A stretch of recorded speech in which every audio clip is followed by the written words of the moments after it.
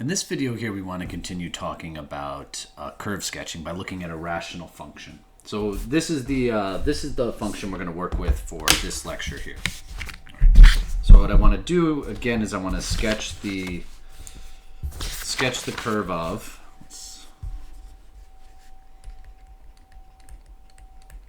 Sketch the curve of. Well, let's say sketch the graph of here. F of x is equal to x divided by x minus 1. Okay, and then again, what we're going to be doing is using the guidelines from this section.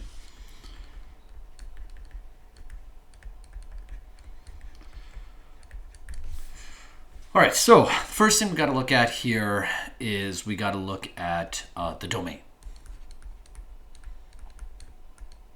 So if you look here, the domain, obviously you can't plug in 1 because you get a divide by 0. So the domain is going to be from negative infinity to 1, union 1 to infinity. And now the range here, the range is really interesting. And I'm going to come back to the range because we'll talk about it because, you know, you might want to start looking at some of the asymptotes first before we jump into the range. All right, but the intercept here, if you look at the y-intercept, that occurs when x is equal to 0. So you plug 0 in, you get 0, 0. And it's the same thing with the x-intercept, actually. If you set this equal to 0, the only way this can be equal to 0 is when x is equal to 0. So the x-intercept is also the point, 0, 0. Okay. So we've got the domain, we've got the intercept, the x and y intercept are both the origin here. So now let's talk about the asymptotes. Well, we know that we have a vertical asymptote because we get a divide by 0 here at x is equal to 1.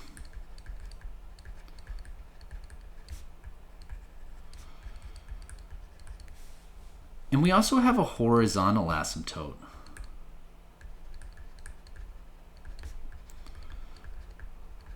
If you look at the limit as x goes to infinity of this function, it ends up being the same thing as the limit as x goes to negative infinity of this function. And since the degrees of the numerator and denominator are the same, it's just the ratio of the leading coefficients, which is 1 over 1, which is 1. So we have a horizontal asymptote at y is equal to 1. Okay. So this is really important here. So we have a horizontal asymptote. So what this is telling me then for the range here, this is the only y value that you'll never get because that's the asymptote. So this is going to go from negative infinity to 1, union 1 to infinity. Okay, really important so sometimes it helps there to see especially for these rational functions, to find the asymptote first and then go back and do the range. Okay, now let's move on to the first derivative stuff here.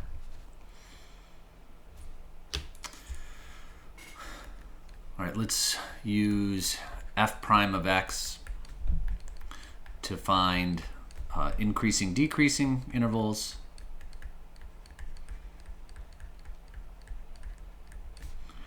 And then also relative extrema, if there is any, and maybe there won't be.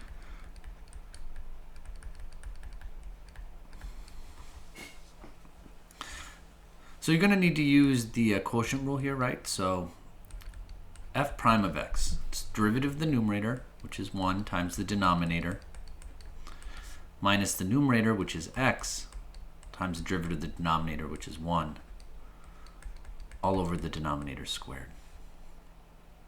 So when you clean this up, this is just x minus 1 minus x. Check out what happens.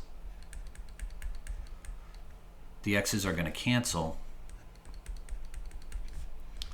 And you're just left with negative 1 over x minus 1 squared. So what's interesting here, and this is wild here, is f prime of x here cannot equal 0. There's no value in here that you could plug in for x That'll get this equal to 0, right? Because like even if you try to like plug in a 1 here, right, you get to divide by 0. So what you're going to do here is then you're going to say, okay, when I go to set up my intervals, you're going to respect the original domain, and you're going to look to see where this f prime of x does not exist, which is at 1. So my intervals, okay, it's really interesting, is just going to be from negative infinity to 1, and then 1 to infinity. So I'm going to pick a test value. All right, in that interval, so I'll pick 0 and 2.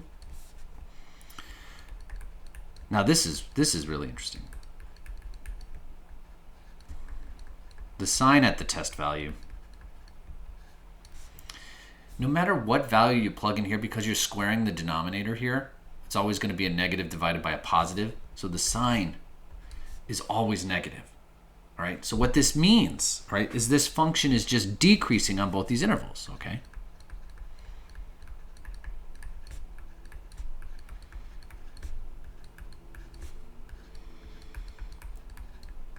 All right, function is never increasing, so that's important. Whenever we sketch this, as we go left to right, the function, the graph of the function is always going to be decreasing, going down. What's also interesting here is there's no relative extrema, right? There's no changing from negative to positive or positive to negative here, and that value x is equal to 1. Well, we know that's a vertical asymptote, so there's no relative extrema.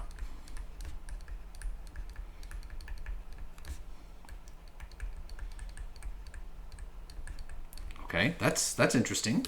Okay, very interesting actually. Now let's look at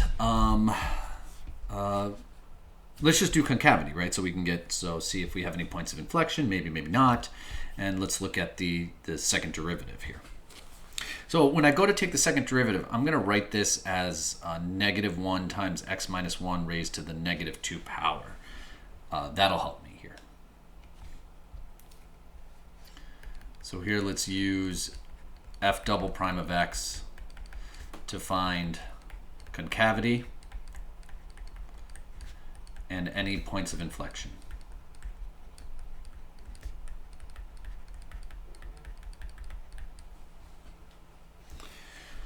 So the first derivative, f prime of x here, is equal to -1 times x minus 1 to the -2. So f double prime of x, bring the negative down, right? So -2 times -1, well, that gets me +2 times x minus 1 to the -3, and then the chain rule, the derivative of the inside here is just 1. So this is just 2 over x minus 1 cubed. All right, so again, this cannot, f double prime of x here cannot equal 0. So again, the interval is the same. All right, you're going to go from negative infinity to 1, and then also from 1 to infinity. Then you're going to pick a test value. So I'll pick 0 and 2. And then you're going to look at the sign of f double prime of x for test value.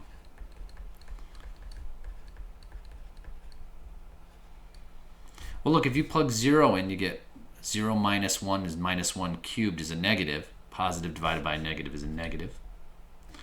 And then at 2, if you plug 2 in, you get 2 minus 1 cubed is 1. So that's positive here. So look what you see. It's concave downward here.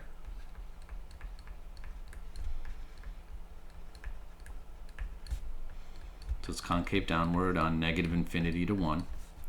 And it's concave upward on 1 to infinity. And then also, you'd be like, oh, wait, hey, there's a point of inflection here at x is equal to 1. But that's a vertical asymptote. So here, again, there's no points of inflection.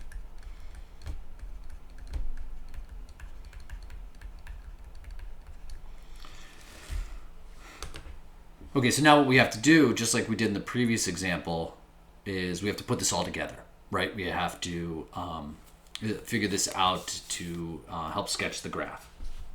So let's do that. Let's put this all together.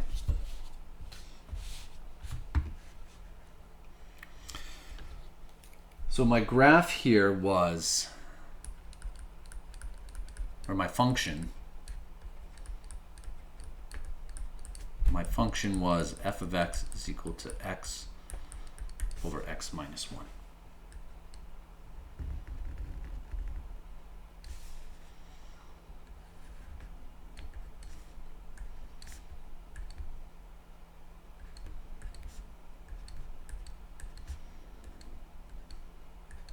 So just freehanding this. Okay, we had an intercept at the origin, right? Then looking back, we had two asymptotes. We had one at x is equal to 1, that was the vertical, and we have a horizontal at y is equal to 1. So here's the vertical.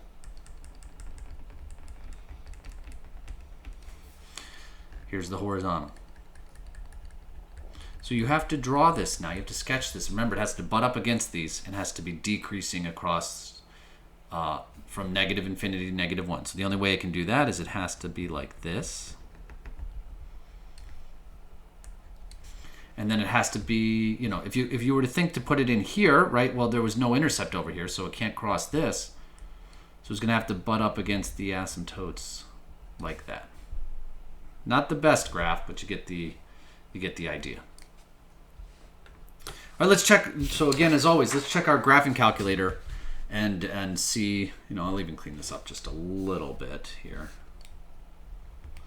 Something like this.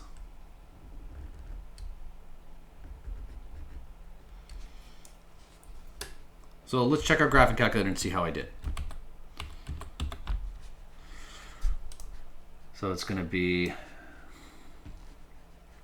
x divided by, and then in parentheses, x minus 1. Yeah, and you can see I have it right here. So I've got it using the you know, the calculus that I had to help me solve this. So, you know, it's just putting it all together, using those, you know, seeing where the intercept was, seeing, wow, there's no relative extrema, there's no points of inflection. This is, you know, this is phenomenal. And then I use the horizontal and vertical asymptotes to help me sketch this graph. All right, class, more examples of these to come in follow-up lectures.